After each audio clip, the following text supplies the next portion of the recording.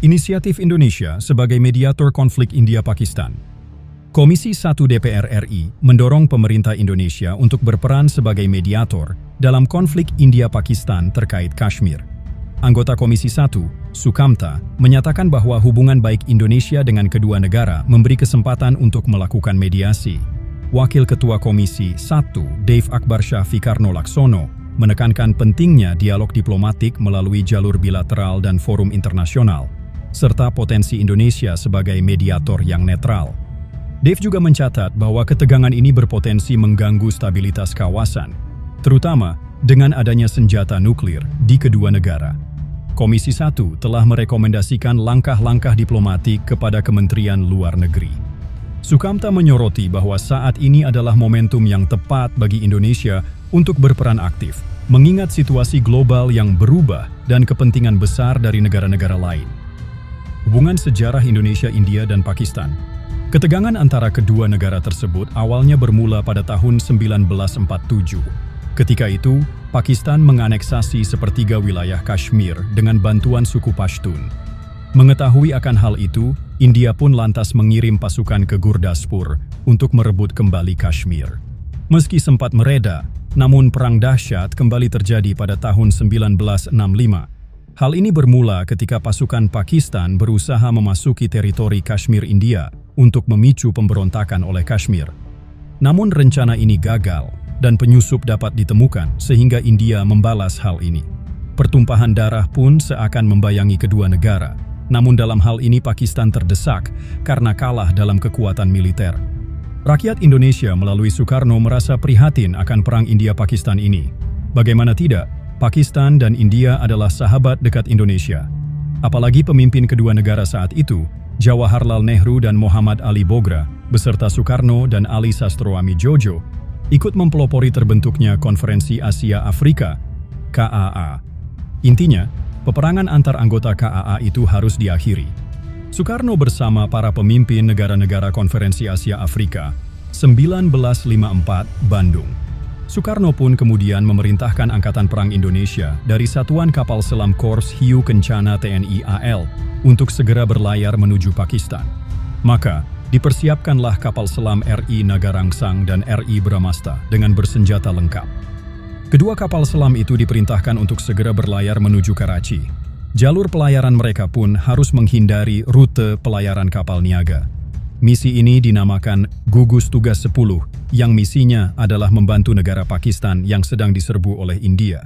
Namun misi utamanya adalah meredam peperangan agar tidak berlangsung lagi antara India dan Pakistan. Ternyata, bukan hanya kapal selam saja yang dikirimkan oleh Indonesia, namun juga batalion marinir dan kapal perang permukaan lainnya. Sesampainya di Pakistan, semua unsur Angkatan Perang Indonesia milik TNI AL tersebut pun segera melakukan latihan show of force bersama dengan AL Pakistan di lepas pantai yang berbatasan langsung dengan India. Hal ini bertujuan agar India yang dibantu Inggris tahu bahwa ada Angkatan Laut Indonesia akan bertindak lebih jika perang kembali terjadi. Akibat kehadiran unsur-unsur kapal selam dan batalion marinir Indonesia di Pakistan atas perintah Soekarno, maka India-Pakistan gelagapan. Hal inilah yang akhirnya memaksa keduanya menandatangani perjanjian damai di Tashkent, Uni Soviet, pada Januari 1966. Sebagai informasi, pada tahun 1965, Angkatan Perang Indonesia termasuk yang paling kuat di bumi bagian selatan. Perang dalam skala besar pernah terjadi beberapa kali. Tahun 1965 India dan Pakistan terlibat dalam Perang Kashmir kedua. Kedua pihak mengerahkan kekuatan darat dan udara mereka habis-habisan.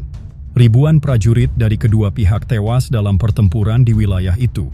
Pakistan meminta bantuan Indonesia. Presiden Pakistan Ayub Khan mengutus jenderalnya ke Jakarta untuk menemui Presiden Soekarno. Awalnya mereka berniat meminjam pesawat pengebom Tu-16KS dan rudal Kernel milik Angkatan Udara Republik Indonesia, AURI. Selain Uni Soviet, baru Indonesia yang punya pengebom dengan rudal tersebut. Kernel bahkan bisa menjebol sebuah kapal induk. Senjata ini memang dulu disiapkan Indonesia untuk menghancurkan kapal induk Karel Doorman milik Belanda saat perebutan Irian Barat. Namun urung digunakan. Marsikal Omar Dhani menolak permintaan itu. Sebagai ganti, dikirim sejumlah MiG-19 Farmer ke Pakistan. Hal ini dituturkan Marsda Purnawirawan Jahman dan Marsda Purnawirawan Rusman seperti ditulis angkasa. Saya sendiri yang mengantarkan ke Pakistan, sekalian melatih penerbangnya, aku Rusman.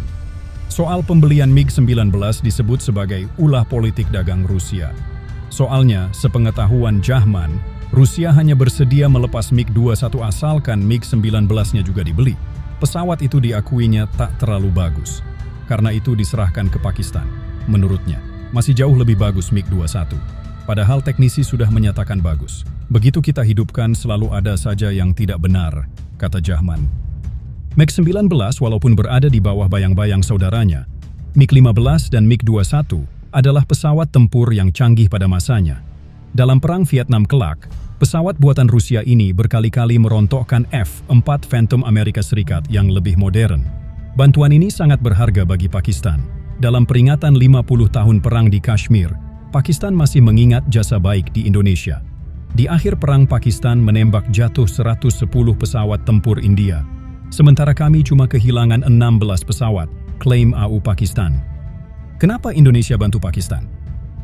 Alasan Indonesia membantu Pakistan didasari kondisi geopolitik saat itu.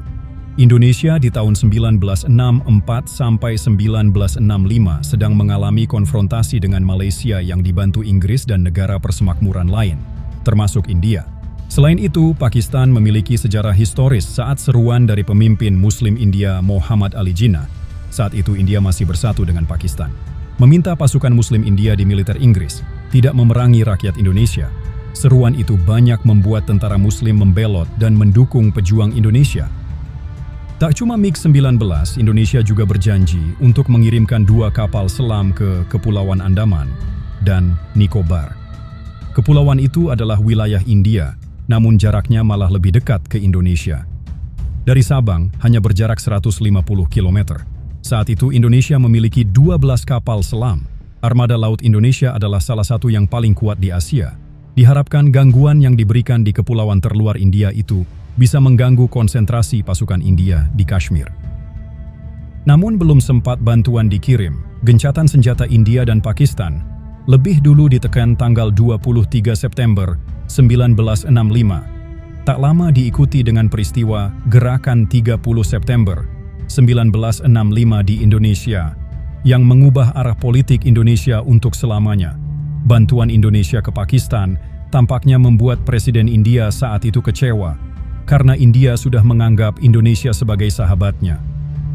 Itulah sejarah bagaimana persahabatan Indonesia dengan kedua negara Pakistan dan India. Semoga kedua negara ini tidak berkonflik karena kedua negara ini mempunyai senjata nuklir yang mengkhawatirkan. Terima kasih sudah menonton dan sampai jumpa lagi di video berikutnya.